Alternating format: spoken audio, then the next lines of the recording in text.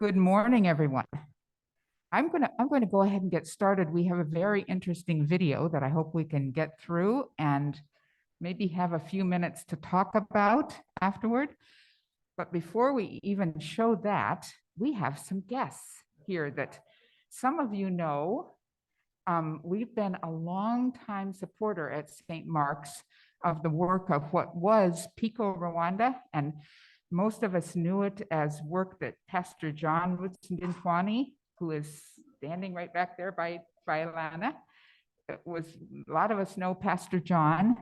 He and Father John Bauman from now Faith in Action, that's Pico has become Faith in Action, are out visiting this weekend, and we've been blessed with a visit. So Pastor Lyle, I don't know if you have ever met Pastor John Woodson-Dintwani. Yes. Very good. A long time. Yes. And Father John Bauman from Faith in Action, who works with John R. So they said they were going to be in the area, and I said, well, if you come at 10 o'clock, we'll introduce you. They have a commitment in Sacramento right shortly after noon, so they're going to need to leave and head out after that. But thank you for coming to visit us.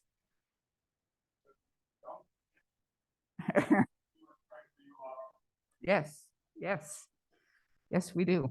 Okay, well, have a seat, folks. Today we are looking at a piece that the ELCA has been putting together and is brought out in honor of Black History Month. It's something that there was conversation back in 2019 at the ELCA Churchwide Assembly, where the church gave a formal public apology to the African Descent Ministries of the Lutheran Church of the ELCA. And since then has been looking at what have we done as a church with the African descent folks among us. So this piece that we're going to see is a part of that. I don't know how many of you get the Living Lutheran. This is the January, February issue, and I'm going to pass it around just so people can see it. The picture on the front is of the 300th anniversary of the Lutheran Church. And I'm going to get mixed up about which it's on. Is this on St. Thomas? So this is the U.S. Virgin Islands, St. Thomas, St. John, and St. Croix are the three. They were Danish colonies. The U.S. eventually bought them. And a church was started in 1666. A Lutheran church was started. And so that was 150 years after Martin Luther nailed the theses on the wall in, where was that, Wittenberg? So I'm going to pass this around. This is pretty amazing, this group. How many of you have ever been to St. Thomas, or St. John, or St. Croix? Has anyone ever been there? A friend of mine was there for her honeymoon about 2 months ago. So it was the first time I'd ever even kind of thought about it. Well, why don't we turn on the video and let them speak for themselves?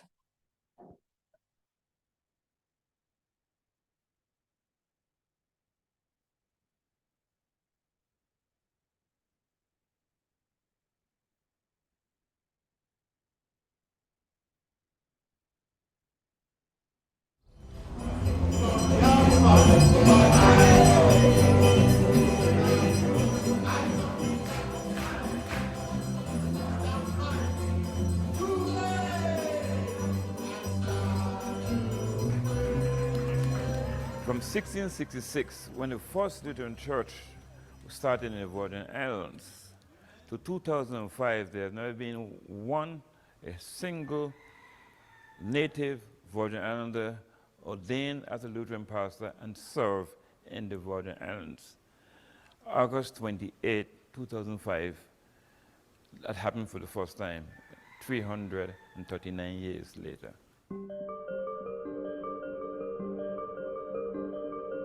I have been a Lutheran all my life. Since birth? The day I was born. All my life. All my life. For about 60 to 65 years. 32 years. For the past 84 years. I feel like I am in an actual library right now with all this wisdom I'm sure you have. In the 1700s, Denmark, like all the other European countries, they set out to gain wealth in the West Indies. They wanted to compete with the other European countries, and it was fierce competition. So they brought people from Denmark, indentured servants really at the beginning, to work, but many of these people could not endure the climate and they fell ill and all of this. So after a while, they were unproductive, they just could not. So the Denmark decided to get into the slave trade. They became one of the leading slave traders. Our enslaved ancestors, if they tried to express themselves, they were seen as rebellious. And so that cellar in the parsonage, yes, it's for rebellious slaves. And it's in one of our little brochures.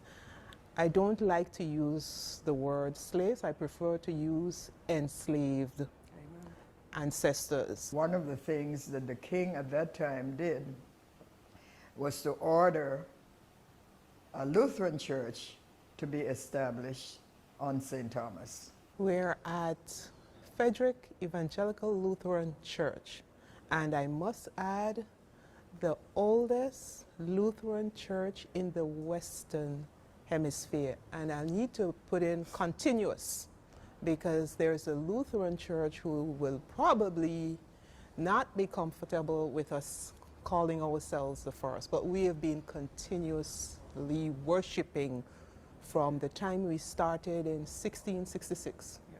So we earned the right. I would say so. Hey y'all, I'm Pastor Nick Pennyronda, Program Director of African Descent Ministries for the ELCA. We are here in the lovely Frederickstead of St. Croix.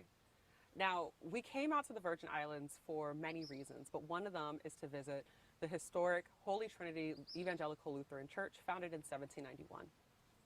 Now, we don't get a second to really step inside, but it's really important to acknowledge that this landmark is here. The thing about Holy Trinity is in its placement. It is right up the street on top of a high hill, seeing right into the water of Frederickstead. Now, at this point, this congregation is a predominantly African descent congregation, though we can actually look at one of the signs here where they talk about this being a modest church for European and African communities, roughly in 1856. I bring this up to just really highlight some of the things that we're talking about, that we're seeing, and the importance of not only placement, but history. Now, this church has changed a lot, and we even see as we go through some of the grounds, the historical cemetery, the intentional placements of people and who were felt to be notified there or left there. But it's just really important for us to give praise to see what our churches have become and how these churches have molded. So continue with us on this journey.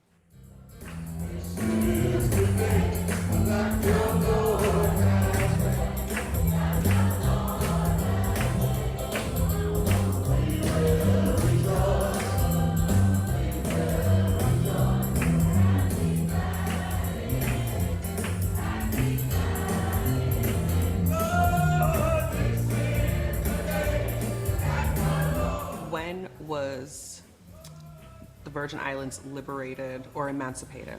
July 3rd, 1848. 48. When Governor Peter von Sultan read the Emancipation Proclamation in Frederickstead. The Emancipation Proclamation freeing the unfree in the Danish West Indies was read 15 years before U.S. President Abraham Lincoln read his proclamation.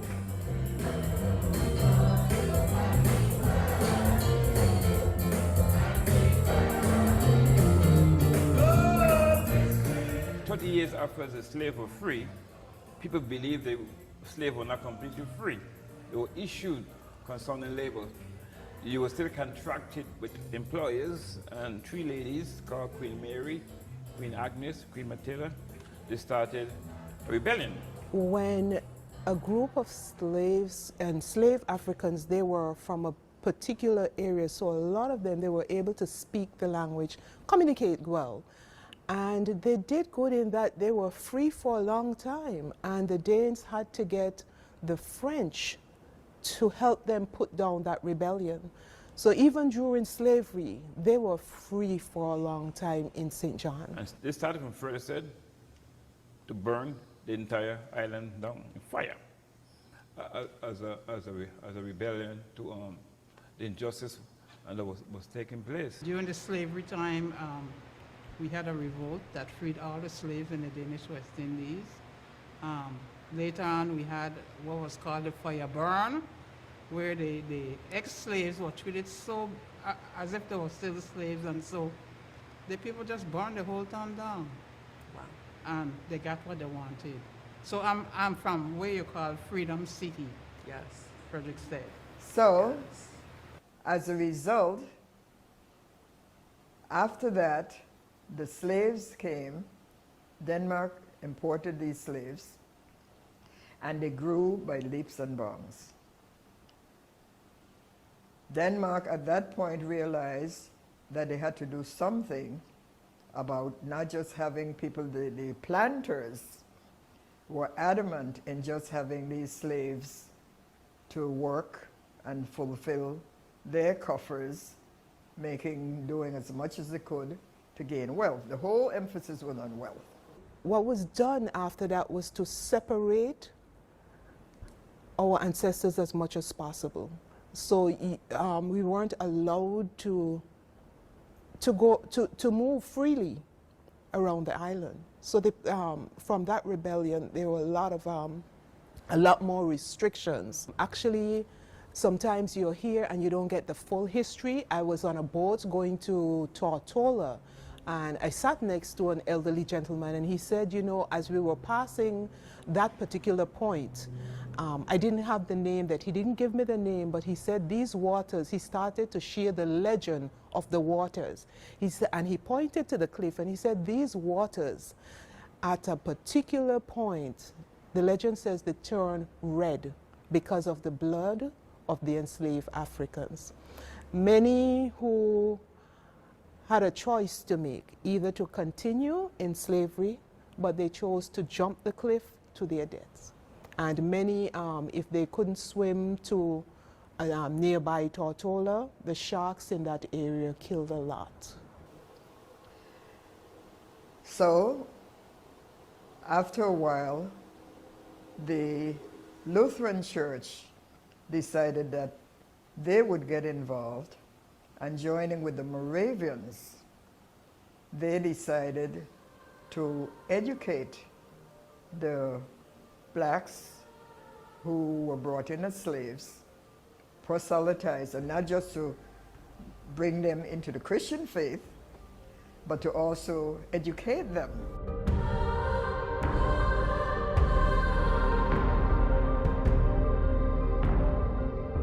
After my completion of my Army career, the first 2 years, I stayed in Maryland. I went looking for a job as a cabinet maker to these different factories. And they would ask me, how long you been doing cabinet work? And I told myself, no problem, we'll hire you. But lo and behold, I come to find out that Maryland was worse than Mississippi or Alabama in those days. They might have hired me in a cabinet shop to sweep up dust, but not to build anything. You know. So then I decided to re-enlist and stay in the Army. In my growing up, emancipation was something that happened way back when. It wasn't something that you connected with, really, as a child until you got older, I guess, and you can appreciate what our parents or forefathers went through to get where we are now. But it was not something that you talked about. This year for Palm Sunday, the week, I went up to get some palms from an elderly gentleman. He gives the palms freely. We don't have to buy them. So apparently a lot of ministers have been coming to him for palms, for Palm Sunday. So when I pulled up at the location, he asked me, well, which church are you from? I told him Frederick Evangelical Lutheran Church, the oldest church on the island.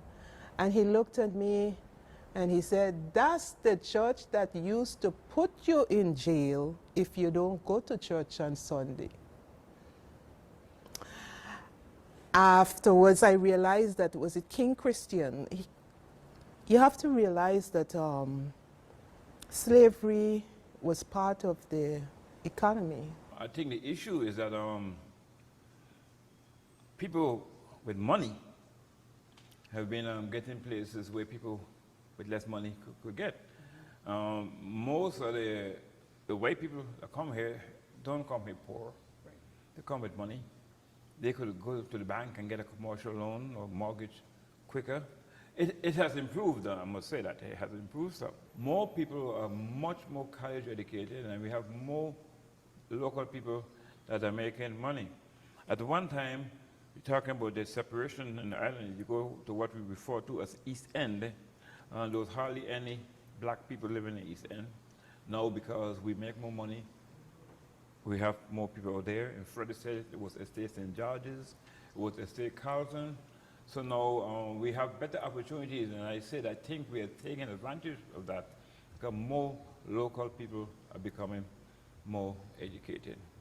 So we have some tentacles in the economy, but still, in my opinion, not enough. There was a separation. The Danish were downstairs, and then in the balcony, the enslaved or the freed Africans would worship. But I believe over a period of time, as the Danish people moved out, the enslaved Africans, we had more people of color in worshiping in the sanctuary throughout, yes. So much so that I received a book as a gift from a Danish writer, and there's a picture of Frederick with all the congregation coming down the steps, and they were all Africans, all, yeah, not many white. But there was a point when we were able to, we worshiped together, the Europeans, or European sisters and brothers, but they, even though they were treated so badly during slavery, I believe that our people, they were able to realize that God is with them, and their faith kept them. So they remain Lutherans. As things went on, the church became a haven, not just for religion and education. And many African enslaved people on the island became Lutherans. And I guess that is the root of why you have so many, this island in particular has lead or is almost like a leader in black people being Lutherans. God of our weary years, God of our silent tears, you have brought us this far along the way. In times of bitterness, you did not abandon us, but guided us into the path of love and light. In every age, you sent prophets to make known your love and will for all humanity. The cry of the poor has become your own cry. Our hunger and thirst for justice is your own desire. In the fullness of time, you sent your chosen servant to preach good news to the afflicted, to break bread with the outcast and despised, and to ransom those in bondage to prejudice and sin.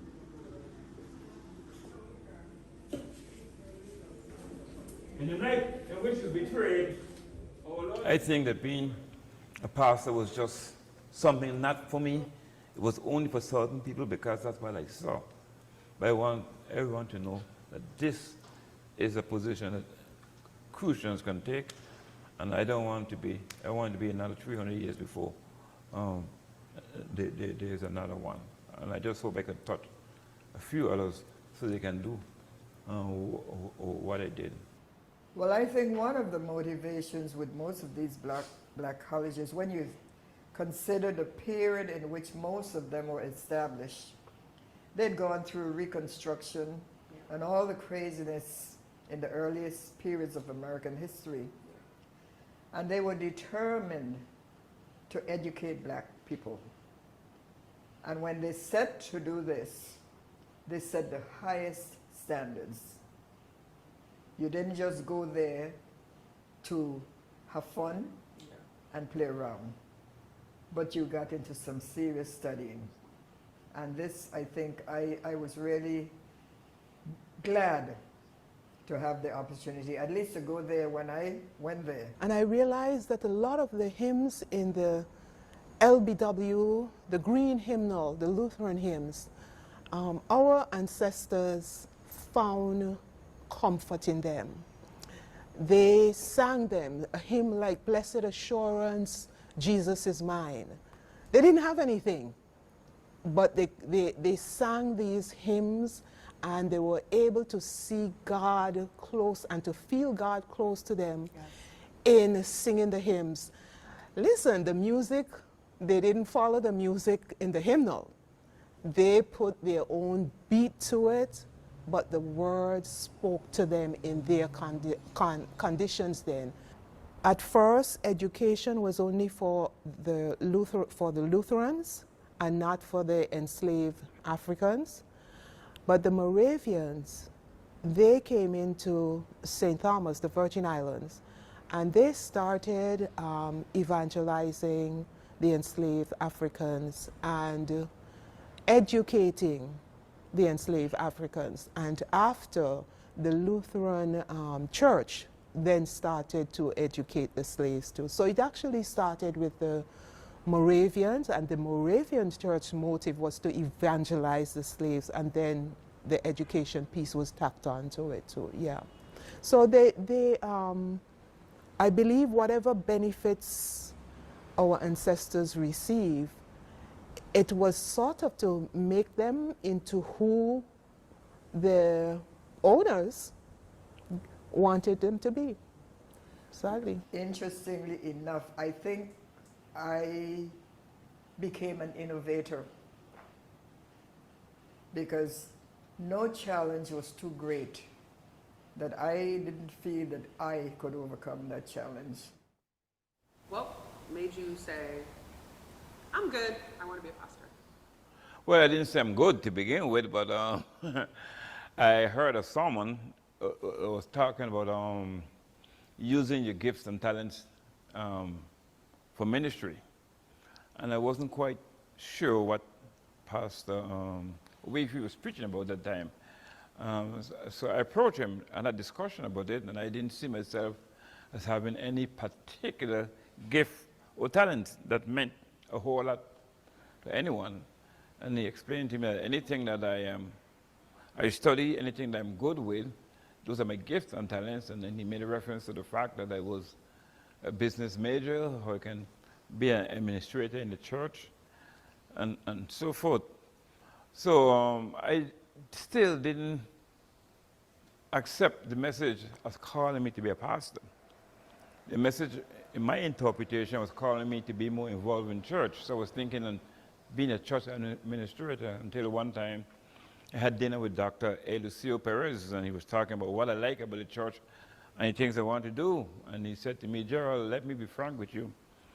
You're not going to do those things behind a desk as administrator. To do all the things you say you want to do, you'll do it as a word and sacrament pastor. And I almost fall off the chair. Because of the diversity of people, cultures, and language, they were able to find a common means of communicating with each other. However, after a while, as this went on, you had an increase in education that in my estimation, the people in St. Thomas and the Danish West Indies became some of the most literate blacks in the Western Hemisphere, because education became a very important aspect of the lives of the people. Now, this move was fought by the planters, because the planters had no interest in having these people, these Africans, the enslaved Africans, educated. All they were interested in was bailing the, doing all the farming and getting their wealth increased. But the good thing that came out of all of that was that you got among some of the people, a majority of your African slaves, they became educated, and there was a very high percentage of literacy. And that's one of the things that I, as a Virgin Islander, am proud of.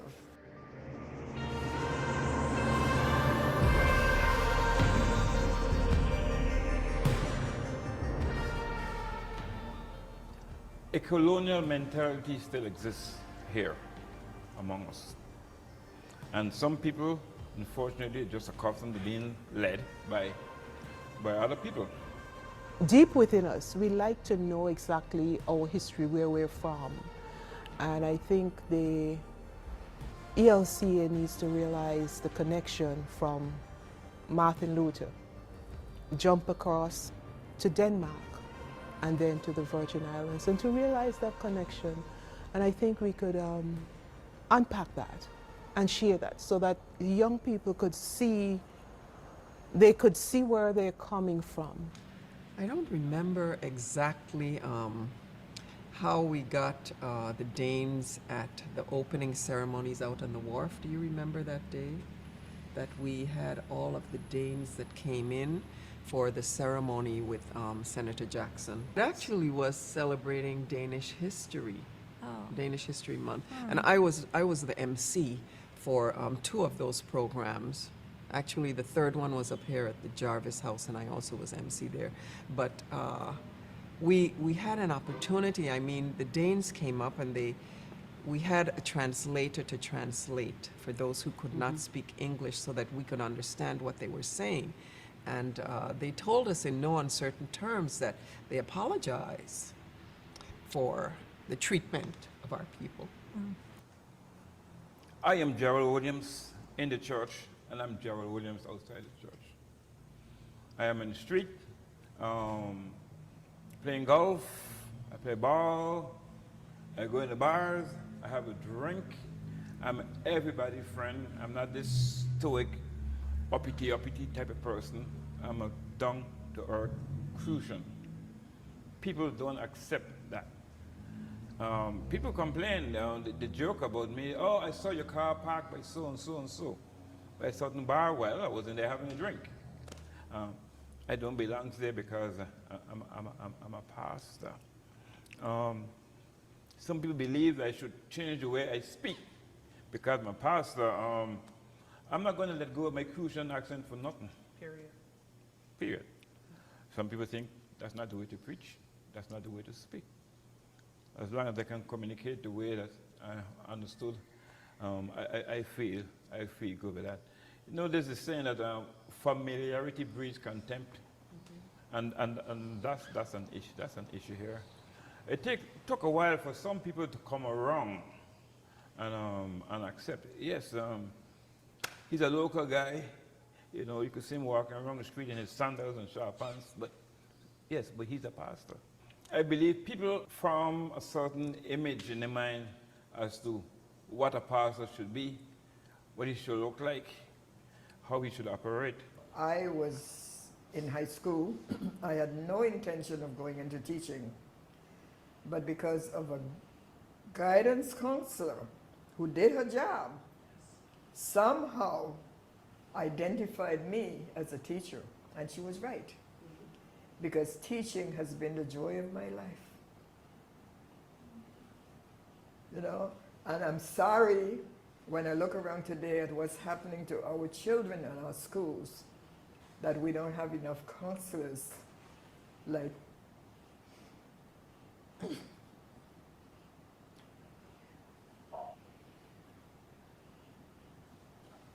Agnes Brooks Dudley. She harassed me, really. Sometimes she just stuck on me to get me into the field of education. And I, foolishly as a teenager, I couldn't see it. Could you believe at that time I wanted to be a politician? In the earlier days, even though this church that we're in, this building that we're in, was established in 1793, it was built for all. We have always known the Lutheran Church to welcome all, welcome everyone. And that is why, to many of our dismay and disappointment when we went to the mainland, to find that you didn't go to that church because it was white or the other church because it was black. It was a shocking experience of what we call, at that time, I remember when I first went to the States in the 1951, you talk about a cultural shock. Yes, ma'am. I had a cultural shock. To me, the easiest part and the most obvious part and transparent part of this contextualization was the music. The way we worship, the way we greet each other. And I didn't have to insist, but the musician that we have here today said to me, before I went to seminary, I preached at the church he was playing at, and he said to me, Jerry, once you go to seminary and become a pastor, I want to play for you. And that is the musician we have here today. And he said that because he knew how I felt about the local music. The music of the Virgin Islands is Kwelbe music, that is the indigenous music. But in the Caribbean, calypso, reggae, those are also very, very significant. We include Latin music also. We have salsa, merengue. We incorporate all that within our music, and the congregation respond well to it. Not all. There's some people still object to that. Some people believe that the Eurocentric classical music is the church music because of what they know first. But in general, most of the people have accepted that type of music, and we have a great time worshiping. And even after we developed over the years as a church, there were efforts made to see to it that provisions were made for worship on an equal level. We had the same liturgy, the hymns we sang. So it was a rich experience. You weren't congealed into a little box where you stayed just there, but you had exposure to a wider culture. Brothers and sisters, let's connect our hearts as we pray our Lord's Prayer. Our Father, which art in heaven, hallowed be thy name. Thy kingdom come, thy will be done, on earth as it is in heaven. Give us this day our daily bread, and forgive us our debt as we forgive our debtors. And lead us not into temptation, but deliver us from evil. For thine is the kingdom, and the power, and the glory, forever.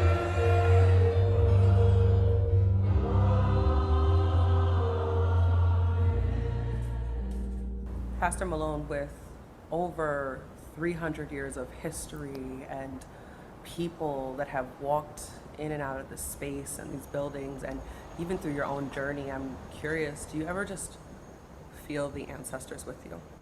Sometimes I come in for prayer, and somehow I'm not the only one here. I just feel the cloud of witnesses. And it is humbling to realize that I've been called to be here at this time, to pastor this congregation at this time, and there's been something within me. You need to get this history out.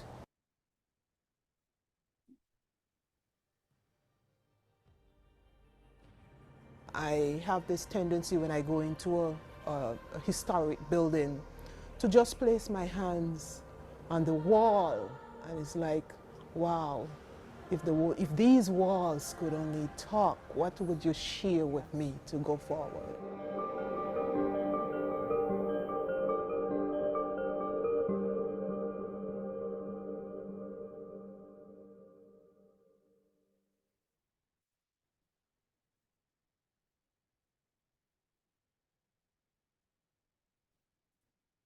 Hello, people in Zoom land. All right. So this is Black History Month. And this is certainly a piece of ELCA history, of world history. Not a clue did I have. So before I engage you in a little bit of conversation here, I want to it's a moment of personal privilege because I have the microphone. Most of you know I'm an educator. And what struck me this time watching this video was the importance of talking to children about what they can be, who they can be. Both Pastor Gerald and the woman who became a teacher, they did that because someone saw that in them. And so that's not the main thrust of this, but it's an important piece of community and people growing and be able to identify in each other, what are your gifts? Especially in children, because they don't see them that way. So that's what struck me this morning. I will stay at the microphone. What struck you this morning?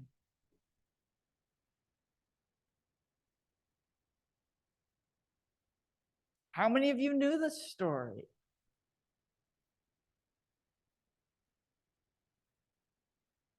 Anybody?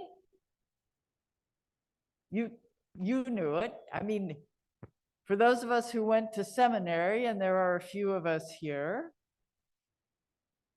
this was not in my, what we called the alphabet soup course, which was all of those Lutheran churches and all of their initials, you know, ALC, LCA became the ELCA, and it goes back generation. This wasn't in my history course. Was it in yours, Pastor Lyle? Yes. It was? Yes. Oh my goodness. What enlightened seminary did you go to? Well, I went to Seminax, which was a 40th seminary in exile. And Lutheran Church was really quite an interesting history of working with African Americans in the working with African Americans in the South. The Lutheran Church Missouri Synod has quite a lot of history. And so in addition to learning that in our history at seminary, we also got to learn about the churches in the Virgin Islands. And it also helped that I had a good friend who lived in Puerto Rico, and I spent a lot of time in Puerto Rico. Okay. And people from the Virgin Islands shop in Puerto Rico. So I got to meet a lot of the members of these churches in the Virgin Islands who came to talk with my friend who was a pastor of the English-speaking congregation in San Juan. So I have an advantage. You do. That way. I know people. You know people. I know people, I just didn't know people who knew this history. Any other reactions to this?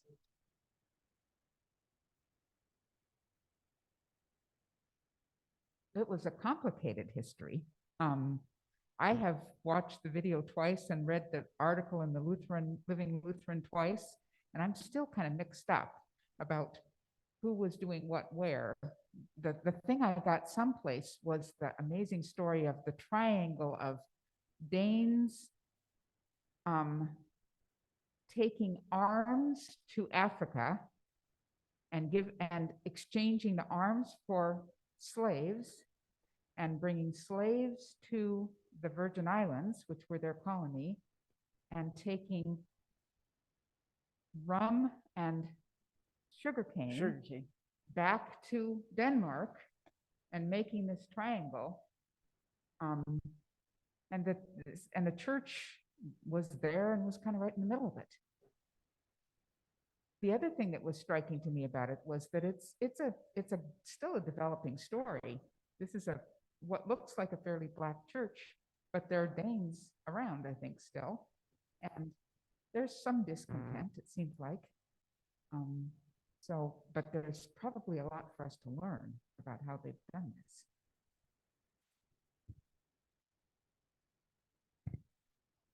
I'll tell you what struck me when I watched it again this time. It struck me the first time I watched this video was how the people in the Virgin Islands, and there are a lot of Americans who retire in the Virgin Islands as well. So I think many of these congregations are mixed, black and white, but how they deal with it, or they have dealt with it more naturally and openly in their history.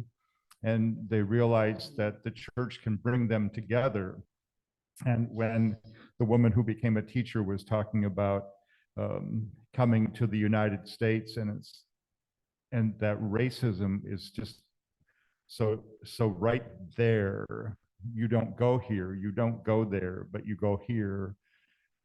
That was kind of a pit in my stomach moment to think that was so strong, and it still is in some places of the country. So we have a lot of work to do still in helping the church learn that we can all be together and we can all find comfort and hope in Christ, and we can tell each other our stories and be one church in a lovely and wonderful way, but we still have this racism that gets in the way. So I was struck by that.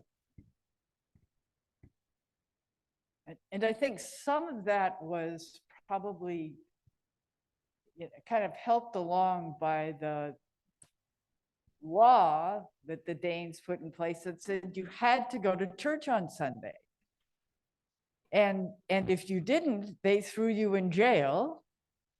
And that law applied to everyone. So the enslaved ancestors were in church with the Danes and others on Sunday, so that the church was part of the rhythm and life. And then, of course, the Moravians came in and the education started, and education over time leads to insight and power. And speaking of jail, I think that at least for some of them, jail was the cellar of the parsonage. So it was the undercroft of the pastor's home where they were being, right, which was next to the governor's mansion. Yeah. So there was a church and state entanglement there for sure.